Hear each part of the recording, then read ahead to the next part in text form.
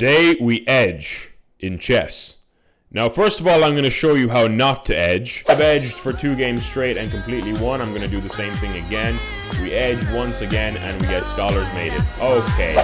And now I'm going to show you how to edge. And the key difference between the clip you just saw and what I'm about to show you is that in the clip you just saw, I was edging on both sides of the board, blissfully unaware of my surroundings. So here I'm going to demonstrate how to avoid issues such as getting scholars mated and actually winning the game with a strong edge attack.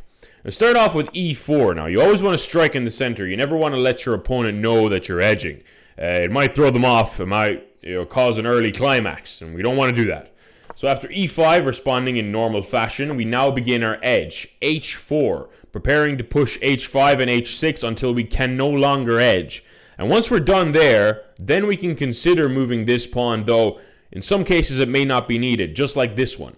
After knight to c6, developing the knight, thinking this is a normal game, we don't mind. We play pawn to h5, continuing our edging. So after knight to f6, attacking our edge pawn, we once again push it to h6. And now it looks like we've just given up a pawn, right? So you can just take, and there's no real way to attack, defend, because we can always defend it, right? Here they do take. They normally will. And we just play knight to c3. We don't immediately attack this pawn with our bishop on c1. We first allow them to think this is still a normal game, though we have given up our edging rights. If you're edging to this content, I'm not going to stop you. God is watching. Well, I'm going to use this as a reminder for you to subscribe to the channel. Anyways, remember, do your push-ups, say your prayers, and push your edge pawns. Enjoy the rest of the video. In fact, we're even going to allow them into the position with this attack on our f2 square. But it all comes as a trap, and they will learn the hard way that they shouldn't mess with us. So after knight f3, allowing knight g4 to attack our f2 square. At this point, black sometimes will play something like d5, attacking our center before preparing to put the knight on g4 to attack the f2 square. Here we take back with the pawn, attacking their knight. And now this square opens up, but we don't want to react to it once again. We want to allow it to happen. We're edging. We're putting our opponent on the edge of their seat, thinking that they have an attack, giving them a false sense of safety. So after knight g4, attacking our f2 square, once again, we ignore it. We don't try to move our king. We don't try to move our queen or rook yet. We continue on with our attack, bishop c4. Now look at what's happening here. Right, look what's happening here. Bishop is attacking f2, so is the knight. Right. But what if we got a knight to here and our bishop was attacking the f7 square? The ultimate no you uno reverse card. Right. That's what we're trying to set up with this edging attack. We're trying to mess with our opponent's heads, not giving them the advantage. So here after knight takes f2, attacking the queen and the rook, and the bishop is nicely defending the knight, so you can't take back. And you can't save both the queen and the rook this time. We ignore it. Queen to e2, attacking the e5 pawn. And look at this. The sole defender of the e5 pawn is under attack.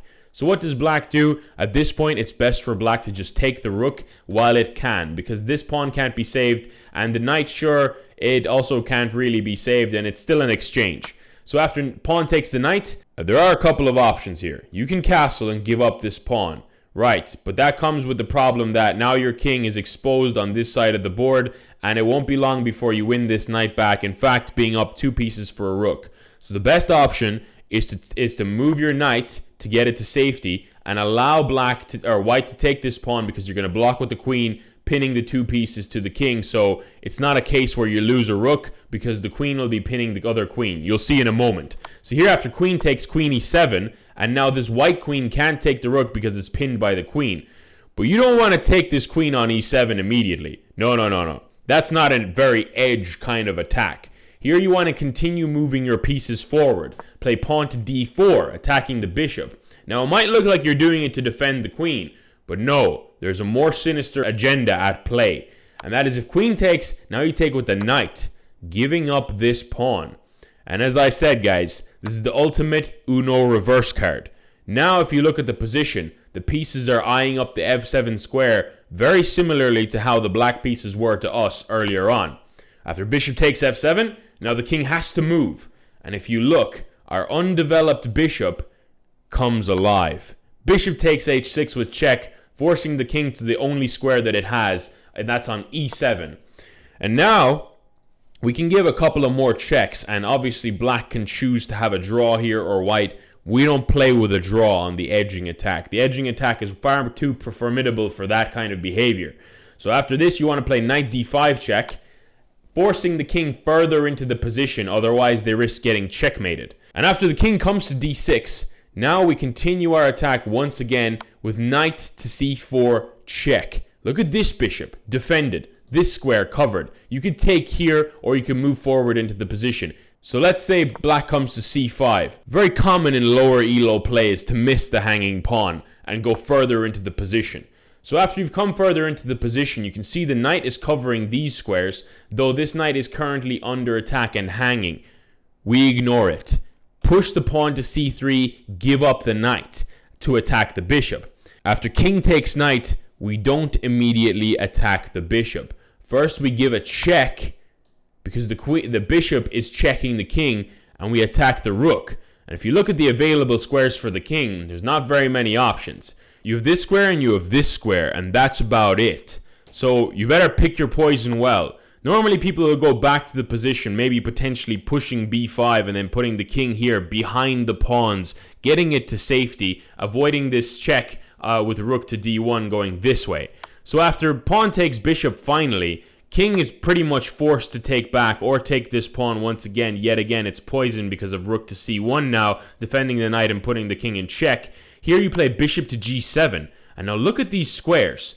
The king only has these 3 squares to play on, and it's a case of, once again, pick your poison. Because if you go further into the position, you expose the king even more, and that'll be problematic once this rook comes alive.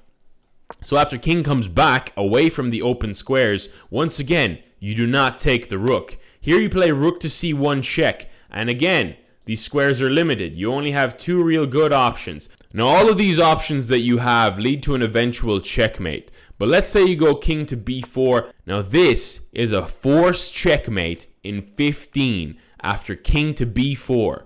And we're going to shorten it down a little bit just for your guys' sake. But after rook c4 check, guarded by the bishop, king comes to a5. After king a5, now you play bishop c3 check. And now if you look at the squares for the black king, there's very little options, once again. In fact, there's only one option. After you bring the king to b6, now the knight is hanging, so you need to do something about this. Now knight takes rook on a8 with check. And we're going to shorten this checkmate down a little bit, but look at this now. There's only 1 square for the king. King is forced there now, and after that, no, you don't play rook to a4 check. Now you play rook to b4. And now there's very little you can do. In fact, there's absolutely nothing you can do to stop checkmate. After pawn to b5, there is no en passant, because en passant is only applicable when the pawn is on this square. So if that was black's plan, then that's a complete failure. We don't take the pawn. In fact, we sacrifice the rook. After rook to a4 check, if you look at the squares, the pawn covers b7, the knight covers b6, the bishop covers a5, so the pawn is forced to take the rook, and after rook takes, this is checkmate. So that was the edging attack. I hope you guys enjoyed it. I hope you were all I hope you were all enjoying this the whole time. And if you want more videos, more attacks, more chess strategies, educational content, and the likes, be sure to like and subscribe. Maybe even hit join for exclusive content. And I appreciate you all for watching, and have a great day.